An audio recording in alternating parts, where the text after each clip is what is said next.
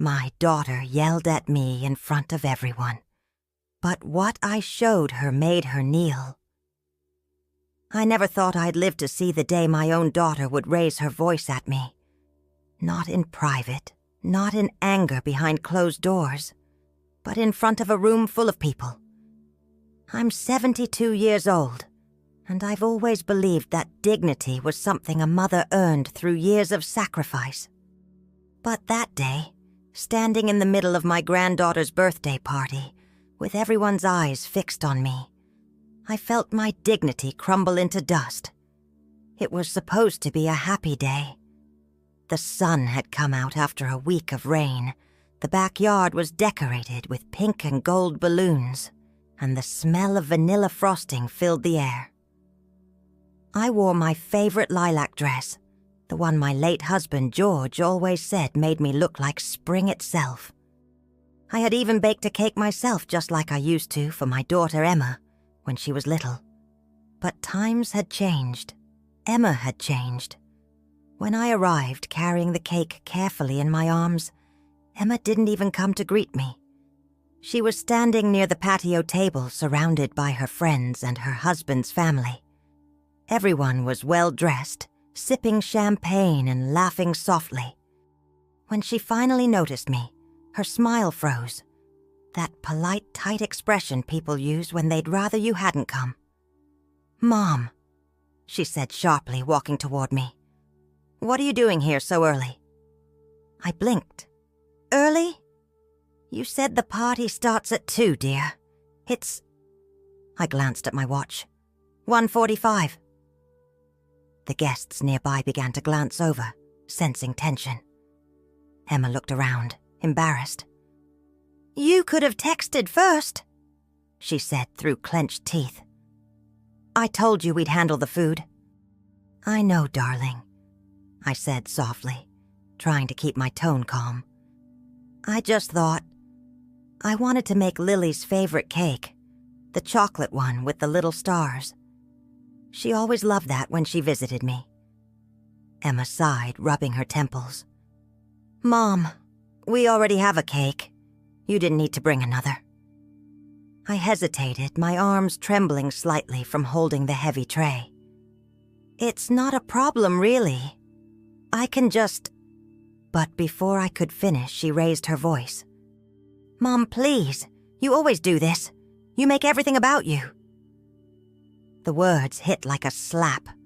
The chatter stopped. Every guest turned to look at us. I could feel their eyes, pitying, curious, judging. "I didn't mean to..." I started, but my voice broke. Emma stepped closer, her face flushed with anger. "I asked you not to bring anything. You never listen. You never respect boundaries." There it was, that word. Boundaries. It had become her new favorite since she'd started therapy. I never quite understood how showing love and care had turned into crossing a line.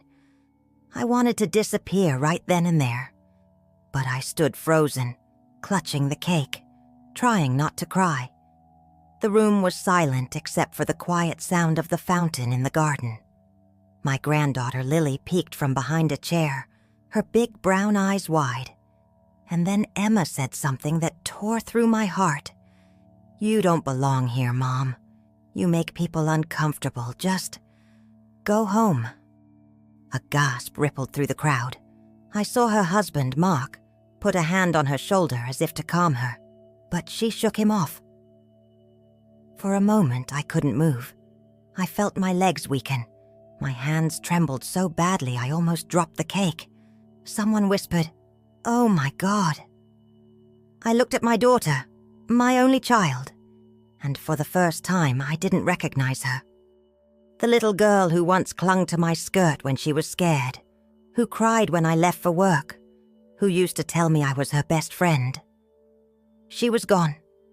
In her place stood a woman who looked at me as if I were a burden. I turned slowly toward the table. The store-bought cake sat in the center, white frosting, perfectly symmetrical, no warmth in it. I placed my homemade one beside it, my hands shaking. then straightened my back and whispered, "All right, Emma, I'll leave." But before I walked away, Lily ran toward me. "Grandma, don't go," she cried, her small hands gripping my skirt. "I want your cake." Emma's face turned pale. "Lily, stop." The guests looked at each other uneasily. I bent down, kissed my granddaughter's forehead, and whispered, "It's okay, sweetheart." Then I left, but I didn't go home. I sat in my car at the end of the street, the cake scent still on my hands, and I cried. Decades of love, of sacrifice, all dismissed in one humiliating moment. Yet as I sat there, something inside me shifted. I looked at the photo of George hanging from my rearview mirror, his gentle smile frozen in time. And suddenly, I remembered something. Something Emma had long forgotten, but I hadn't. In my purse, inside a small folder I carried everywhere, was a document. One she'd never seen. One that could change everything. I wiped my tears, took a deep breath, and whispered to myself, "It's time she remembers who made her who she is." Because this wasn't just about a cake, it was about respect. And by the end of that day, my daughter was going to learn that the hard way. The rest of the day passed in silence. I didn't go back home. Instead, I drove to the cemetery and sat beside George's grave, telling him everything about the humiliation, the looks, the sharp words from the daughter we had raised with so much love. The wind rustled through the autumn leaves, and for a while, I let myself grieve. But grief wasn't what I needed, not anymore. When I got home that evening, I opened the old mahogany box under my bed, the one where I kept every important document, every letter, every memory that mattered. My fingers trembled as I found the folder labeled Emma. I hadn't opened it in years. Inside were faded medical bills from when she had pneumonia as a child, report cards I'd kept since kindergarten, and the adoption papers I'd never shown her. Yes, Emma is adopted. She never knew. We never told her. George and I thought it would only confuse her. She was abandoned at the hospital when she was 3 days old. No name, no birth certificate, just a slip of paper with the words, "Take care of her," written in shaky handwriting. We took care of her. We gave her everything. And now she couldn't even bear the sight of me.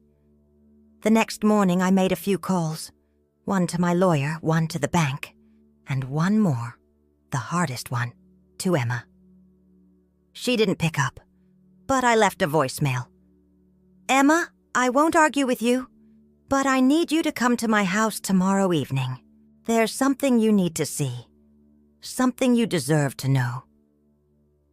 I didn't expect her to come, but at exactly 6:15 p.m. the next day, her car pulled into my driveway. She stepped out wearing that beige trench coat she always favored, her expression stony, arms crossed. "I only have a few minutes," she said coldly as she stepped inside. "Lily has piano in an hour." I nodded and gestured for her to sit. I had prepared tea, her favorite Earl Grey with a touch of lavender. She didn't touch it. I sat across from her, holding the folder in my lap. "Emma," I began, trying to keep my voice steady, "I want to tell you a story." She rolled her eyes. "Mom, if this is about the party..." "It's not," I interrupted gently. "Just listen." And so I told her everything, about the hospital, about how George and I had waited for a child for years, about the night we got the call that a baby had been left in the ER with no name, no family. "You were so tiny," I whispered, my voice breaking. "You had a fever, and they didn't think you'd make it, but you fought, and we fell in love with you the moment we saw you." Emma sat frozen, her lips slightly parted. "You're lying," she said, but her voice cracked. "You're just trying to guilt me." I shook my head. "It doesn't matter if you believe me. I brought proof." I handed her the folder. She opened it with trembling hands. The adoption certificate, the hospital reports, even photos of her as a newborn wrapped in a blue hospital blanket. She stared at them in silence. "Why? Why wouldn't you tell me?" She whispered finally. "Because you were ours, from the moment we held you, and we never wanted you to feel anything less than that." For a moment, I thought she might cry, but then her eyes hardened again. "That doesn't excuse what you did at the party. You embarrassed me. You crossed a line." I laughed softly, not out of amusement but disbelief. "I baked a cake, Emma. That's all. I wasn't trying to steal attention. I was trying to love you, like I always have." She stood up abruptly, her hands shaking. "You don't get it. I have boundaries, Mom, and you always bulldoze them. Ever since I had Lily, you act like you're the parent." I stood too, my voice rising despite myself. "Because you keep pushing me out. You treat me like some relic you're ashamed of. But I was the one who stayed up through your fevers.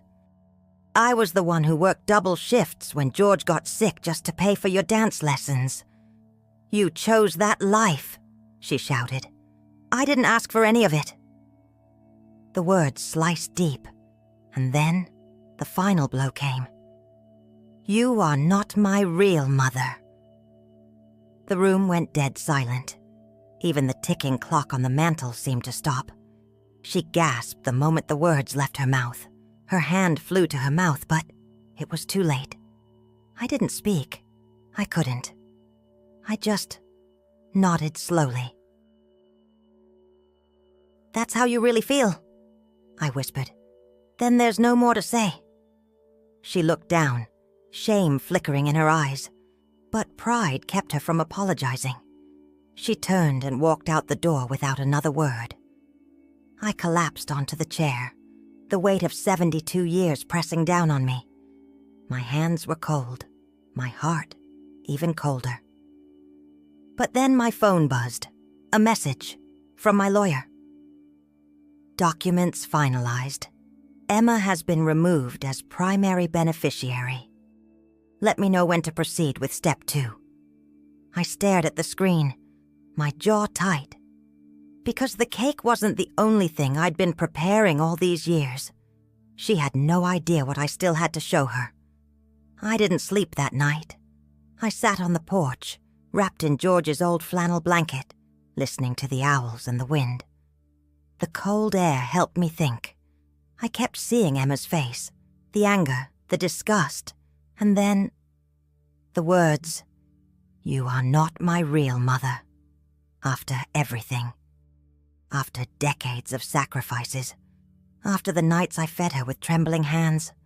After I skipped meals to send her to school, with lunch money. After I buried the man we both loved and held our family together through grief. I wasn't real enough. But the thing about time is, it keeps receipts. I had never intended to use them, but now, I owed it to myself. The next morning, I sent a message to Emma. "Come to the community center, 5 p.m. Bring Lily. Don't ask why. Just be there." She didn't respond, but at 4:58, her car pulled into the lot. I was waiting by the double doors, dressed simply in black slacks and a soft cream sweater. Lily stepped out first, smiling when she saw me. Emma followed, wary, arms crossed again. "What is this?" she asked as they walked in. The room was warm, filled with soft yellow light. At the front, a small projector sat on a table. Chairs lined the back wall. There were photos hung across the walls. Some old, some new. "What's going on?" she asked again, more sharply now. I gestured toward the front. "Just sit, Please." Reluctantly, she sat with Lily beside her. I clicked the projector remote, and the first image lit up the screen. Emma, age 3, in a little red jumper, arms outstretched as I knelt beside her, with a birthday hat slipping off my head. The guests at that party had all gone home. I remember because we couldn't afford decorations. Just one little cake and a sparkler candle. Next, a video. Emma, age 7, playing piano at her first recital. The camera shook slightly because George had filmed it, his laugh echoing as I clapped the loudest in the back. Image after image, clip after clip, every milestone, her graduation, her wedding day, where I stood alone in the back because she didn't think I fit, the aesthetic. The first time she placed Lily in my arms. I turned to her. "You say I make everything about me, but I didn't even put my name on most of these things. I was just there, quietly, always." Emma was pale now, her mouth slightly open. Then I clicked the final slide, a scanned copy of George's will. She frowned. "Why are you showing me this?" "Because he left it to you," I said. "Everything. The house, the money, all of it. But with one condition." I pointed to the highlighted section. "To our daughter, Emma, whom we adopted and loved with our whole hearts. She shall receive all inheritance if, and only if, she honors her mother's legacy, living under the values of compassion, gratitude, and respect." Emma stared at it, then at me. I let the silence sit. Then I pulled out the final document, the amendment I had signed 2 days prior. "Yesterday, I removed you as my primary beneficiary." Her eyes widened. "What?" "I've donated most of it. The savings, the property, even the rights to your father's books, to the community library we used to visit, and the rest, a scholarship fund in Lily's name, for any child without a mother." She shot to her feet. "You can't do that." "I just did." "You're punishing me?" "No. I'm teaching you." Her voice rose again. "You're just a bitter old woman who can't handle change." I stepped forward slowly. "No, Emma. I'm a mother who watched her child forget where she came from." Her mouth opened, then closed, and suddenly, for the first time in days, she had nothing to say. Then Lily looked up at her and asked in the smallest voice, "Mommy, why are you yelling at Grandma again?" Emma's face crumpled. Her knees buckled slightly as she sat down, hard, in the nearest chair. She looked at the photos still glowing on the screen. "I didn't know," she whispered. "I didn't know you kept all this." "I kept everything," I said. "Even the pain. But I also kept the love. You just stopped seeing it." She covered her face with both hands, and then, to my shock, she slid off the chair and onto her knees, right there, in front of Lily. "I'm sorry," she choked. "Mom, I'm so sorry." I stood there, trembling, not with anger, but with the deepest kind of ache, the one that comes when the thing you feared most finally breaks. But what's left behind is something softer. She reached for my hand.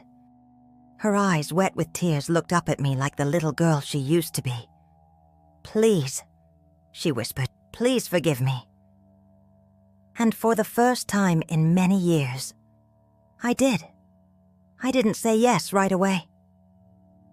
When she knelt there, holding my hand like a lifeline, my first instinct was to pull away, to protect myself, to hold on to the quiet dignity I'd only just reclaimed. But then I looked at her. Not the woman who shouted at me in front of strangers. Not the cold voice who said I wasn't her real mother. But the girl I raised. The girl who used to write me love notes in crayon. The girl who once told me, "When I grow up, I want to be just like you." so I didn't pull away. I knelt down with her, and we cried. Together. It wasn't a pretty kind of crying. No music, no slow zoom in like in those sentimental movies. It was messy, full of hiccups and stifled sobs. But in that moment, everything that had gone unsaid for years finally dissolved. Lily sat beside us, resting her small hand on my back. She didn't understand everything, but she knew something important had just happened. We sat there for what felt like hours. I told her more about the adoption, about how George had been terrified we wouldn't be enough for her, and how I had promised him every single day that we'd make her feel loved, even when we had nothing else. I never wanted you to feel like a burden, I told her softly, but I also never wanted to become invisible. Emma nodded, her face red and swollen from crying. You didn't. I got so wrapped up in being a mom, in doing everything right, that I forgot how much you taught me, without ever saying a word. I smiled. That's how mothers are, Emma. We teach even when no one's watching. We didn't talk much about the inheritance after that. She didn't ask me to change it back, and I didn't offer. Some things had to stay the way they were. Not out of punishment, but to honor the lesson. Instead, she offered something else, something more meaningful. The following weekend, during Sunday lunch, Emma stood up at the head of the table and said, I have something to say. She looked at me, then at the rest of the family, her in-laws, Mark, and even some neighbors she'd invited over. My mother, she said, her voice trembling, is the strongest person I know. I've spent years trying to prove I was capable, independent, and in doing so, I treated her love like a weakness. But it's not. It never was. Everything I have, my home, my daughter, even this confidence I hide behind, it started with her. She turned to me. Mom, thank you for never giving up on me, even when I gave up on you. I didn't cry. I just smiled, warm and full. That was the moment I'd waited years for. Not revenge, not recognition in a bank document. Just the truth. Spoken out loud. After that day, things changed, slowly. Emma started visiting me every week. Not out of obligation, but to talk, to sit, to learn things she'd never asked before. We cooked together, just like we used to. She even asked me to teach Lily how to bake the chocolate cake with the little stars. One afternoon, while we stirred batter in the quiet of my kitchen, Lily looked up at me and said, Grandma, when I grow up, I want to be like you. I had to step out for a moment, pretended I'd forgotten something in the pantry. But really, I just needed a second to breathe. Because life doesn't always give you closure in big ways. Sometimes it shows up in the smallest hands, holding a whisk, in the scent of warm cake, in the echo of a little girl's voice, saying what once felt lost. And no, I don't regret what I did. I stood up for myself. I reminded my daughter who I was, and who I still am. Not just a mother, but a woman who loved hard, even when it hurt. And that love, it was finally seen. I didn't raise a perfect daughter, but I raised a daughter who came back.